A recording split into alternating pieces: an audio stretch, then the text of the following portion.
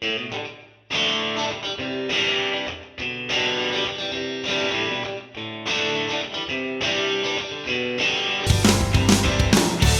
¿qué tal? Muy buenas tardes, soy la jueza Marta Magaña y el día de hoy vengo a platicarles un poco del tema de los formatos de lectura sencilla o lectura fácil.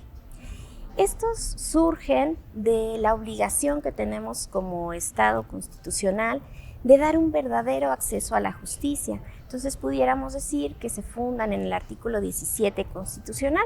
A la par tenemos algunos criterios internacionales que ya han abordado estos temas y algunas obligaciones que nos surgen, por ejemplo, de la Convención de Derechos de Personas con Discapacidad.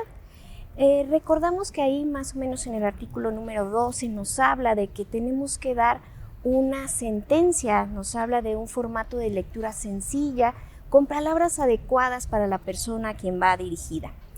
Entonces, este tipo de formatos no se quedan o no son exclusivos para personas de discapacidad, sino también para niños, para niñas, para adolescentes, para personas migrantes o quizás para cualquier persona que esté involucrada en la controversia y que necesite tener un acceso efectivo a la justicia a través de un vocablo un poco más sencillo y cotidiano.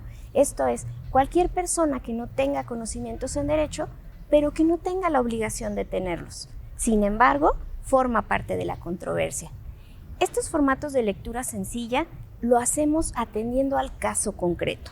Por ejemplo, si nos situamos en un asunto donde tenemos involucrados niños o infancia, tendríamos que ver cuál es la edad para ver a quién nos vamos a dirigir, con qué palabras. Si el tema es un poco complicado porque atañe a sentimientos, a emociones, ahí nos hacemos apoyar, nos hacemos llegar información, quizás de psicólogos, quizás de un médico.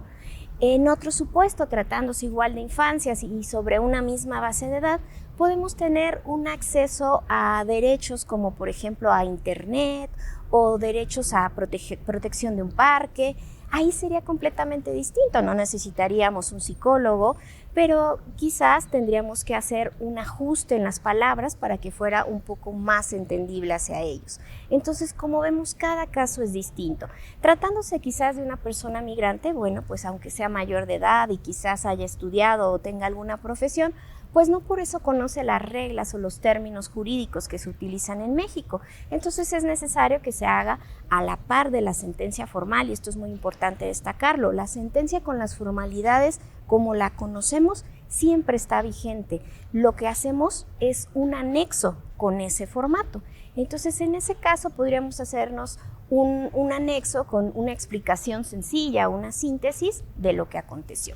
Ahora, este tipo de formatos no solo se hacen en las sentencias, se hacen también en aquellos acuerdos que por la trascendencia tengamos que comunicarlos a esa persona a la que vamos a hacerle el formato. Pudiera ser los autos de admisión, pudiera ser una resolución incidental o otro tipo de medidas cautelares. Entonces, como vemos, no solo se centra en la lectura sencilla. Y recordemos un poco también que los formatos no es solamente lo escrito, sino podemos apoyarnos de infografías con un poco de colores, hacerlo algo más visual para las infancias.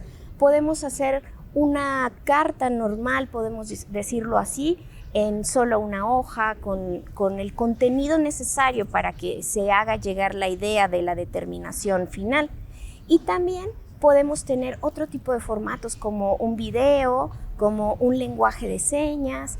Entonces, como vemos, esto puede tener una expansión dependiendo de a quién va dirigida y qué es lo que queremos transmitir. Entonces, retomamos este tipo de formatos. Lo que intentan es con palabras adecuadas, ya sea culturalmente o por la edad o por la trascendencia del tema que se toca o que se va a analizar, se tiene que hacer un poco más sensible, un poco con palabras más casuales o coloquiales para que sea entendible a las personas. Y pues bien, nos esperamos y los vemos en otra próxima cápsula. Recuerda seguirnos en Digesto. Danos like, comparte y suscríbete.